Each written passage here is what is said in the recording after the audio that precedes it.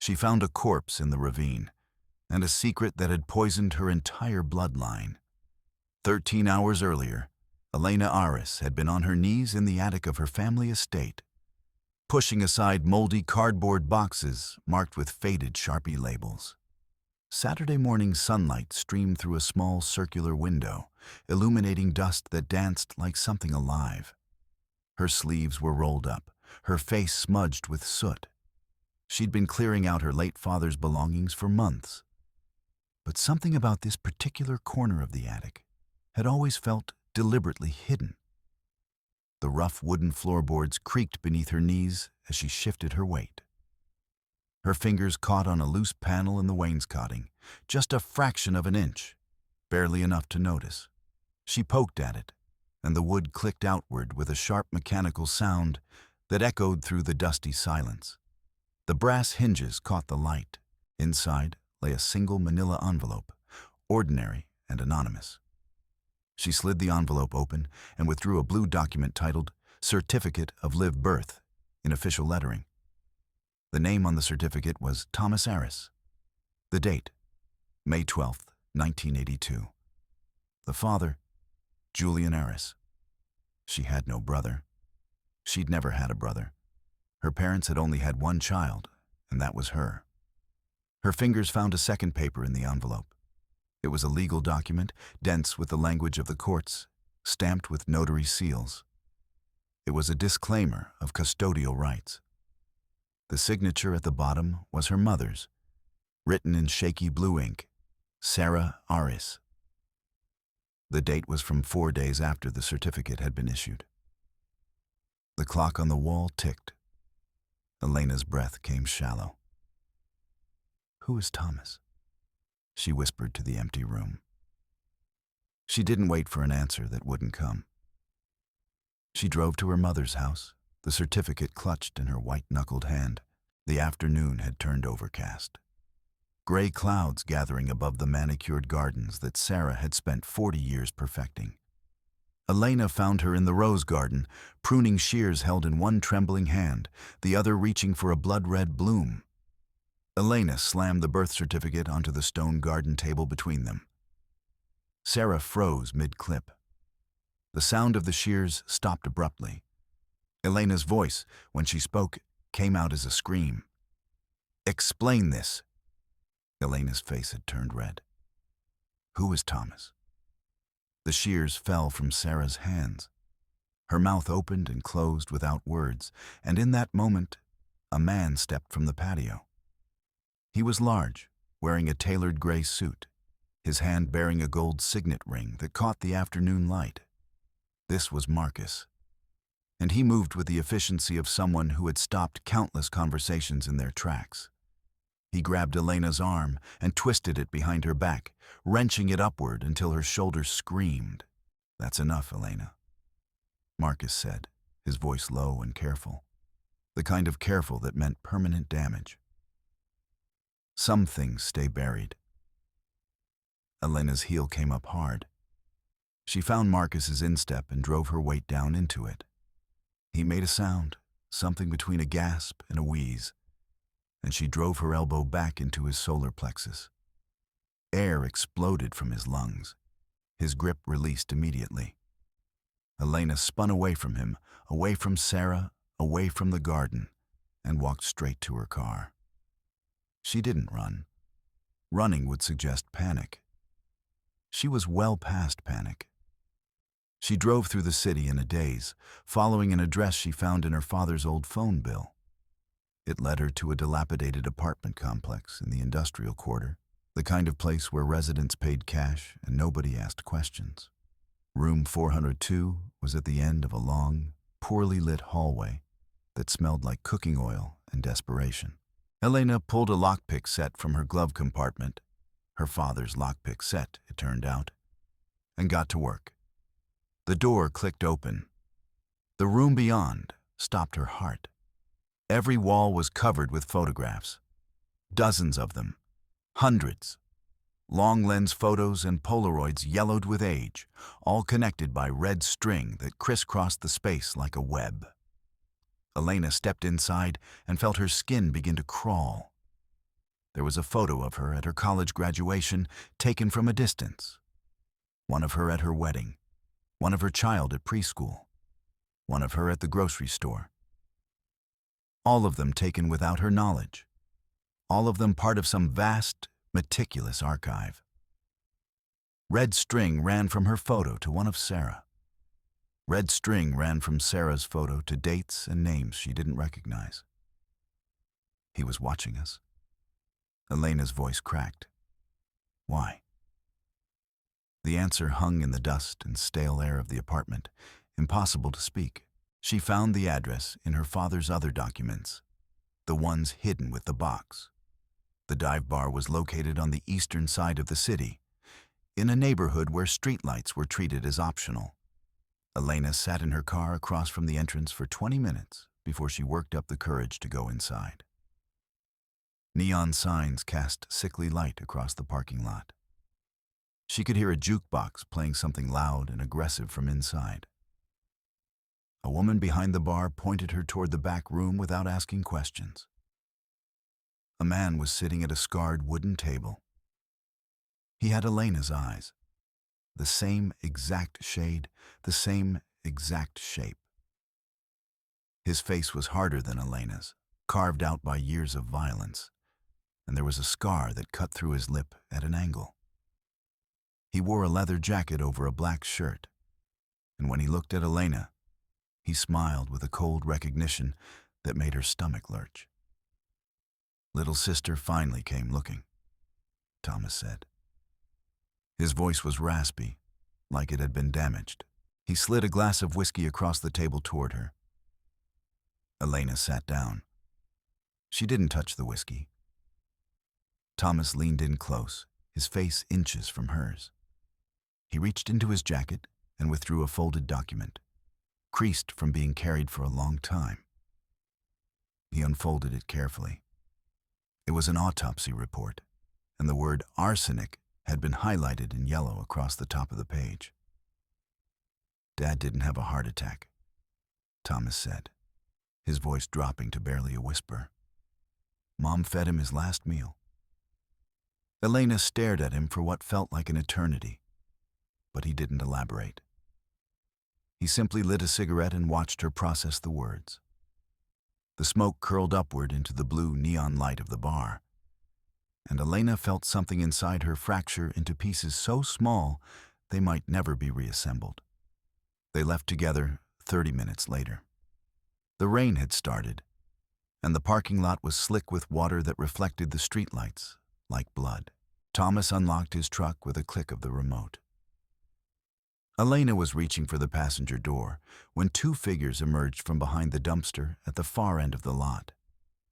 Both were wearing raincoats. Both were moving with purpose.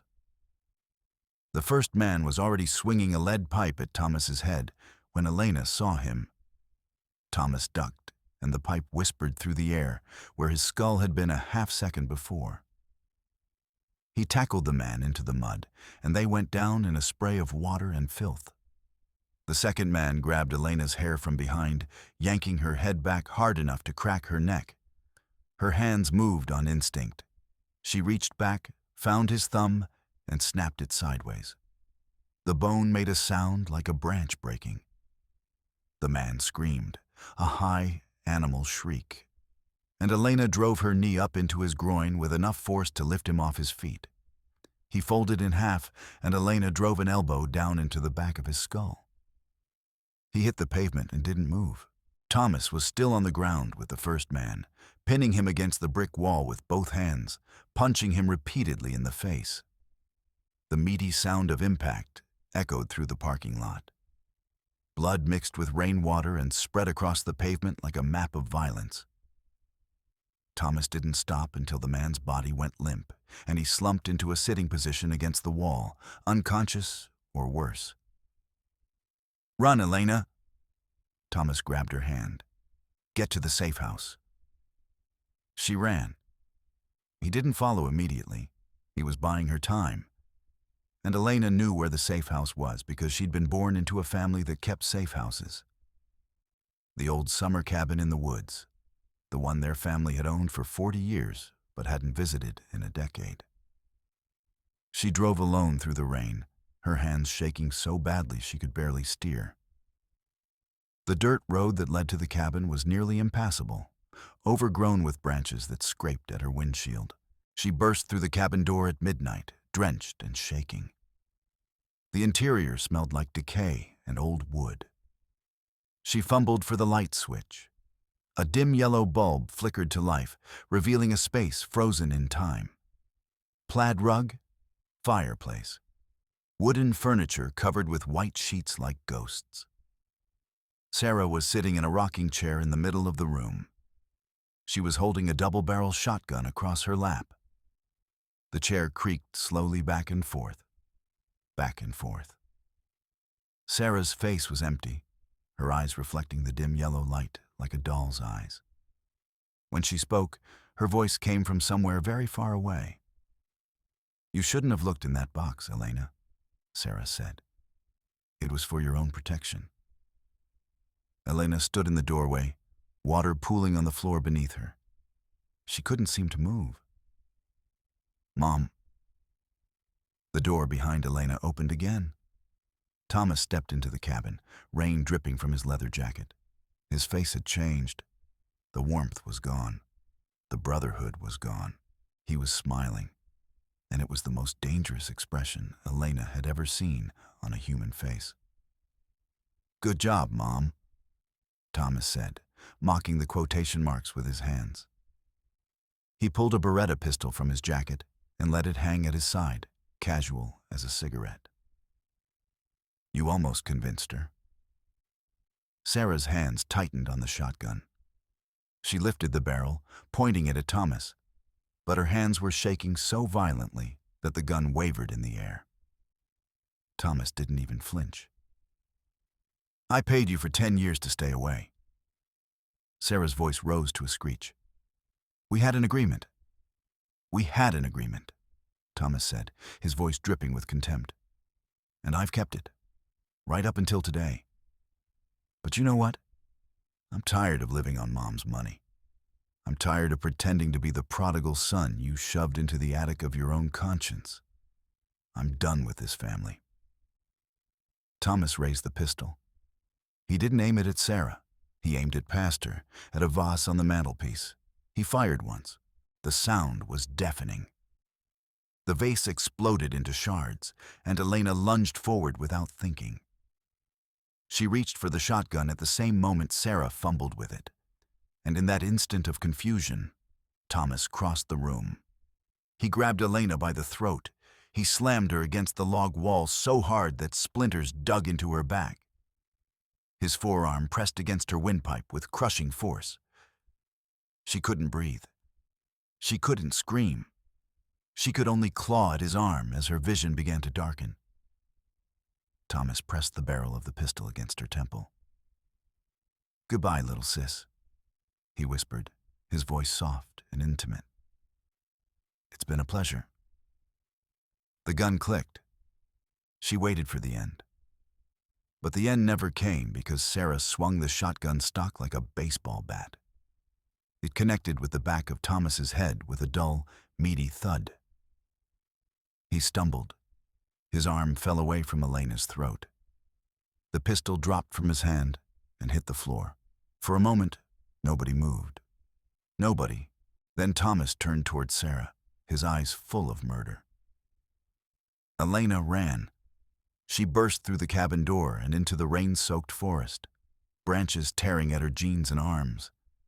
Behind her, she could hear Thomas shouting and running. She knew these woods. She'd played in them as a child, and her feet found paths without conscious thought. The ravine appeared suddenly, a massive gash in the earth, 50 feet straight down. She could hear water rushing at the bottom. The rope bridge was still standing, barely. The planks were rotten, the hemp rope frayed in places.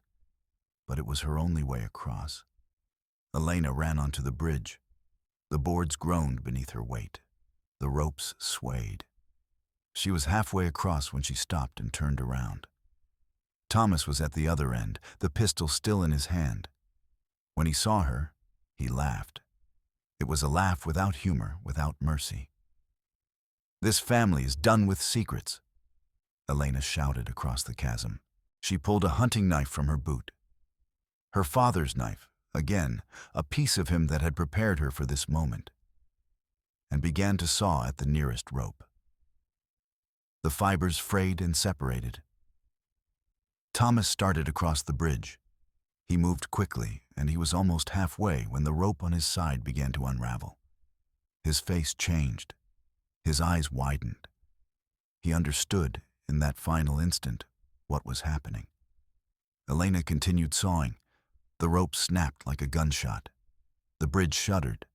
For a moment, it held on the opposite side. Then that rope snapped too. Thomas's mouth opened to scream, but the sound was lost in the roar of his body falling. Rope and timber fell with him, tumbling through the darkness in a chaos of splinters and hemp. There was a long, fading scream that seemed to last forever. Then there was the sound of a body hitting water.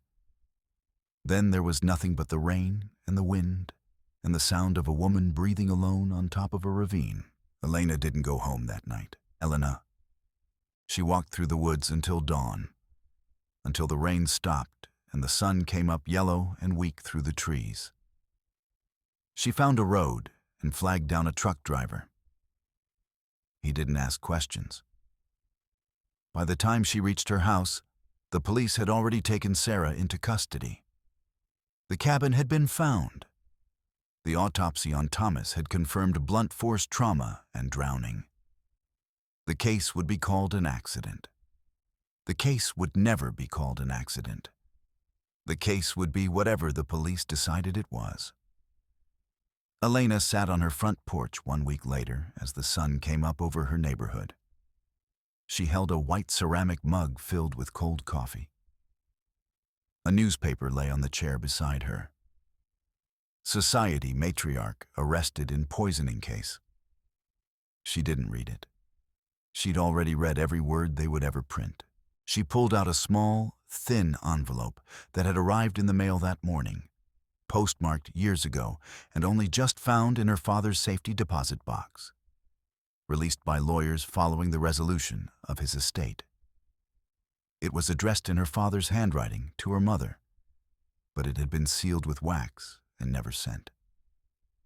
Elena broke the seal and unfolded the letter inside. The paper was old, yellowed at the edges.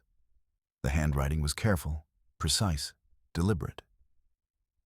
"Sarah," the letter began, "I know you aren't Elena's biological mother either. I'm taking her and leaving." The rest of the letter was burned or torn away. Only those words remained, underlined in red ink. Elena struck a match from the box on the porch table. She held the letter over her mug and watched the flame consume it. The paper curled and blackened. The ashes fell into the cold coffee below. One more punch. She set the burnt match down on the stone beside her and watched the sun rise over a neighborhood where nobody knew what lived in the walls of their own homes.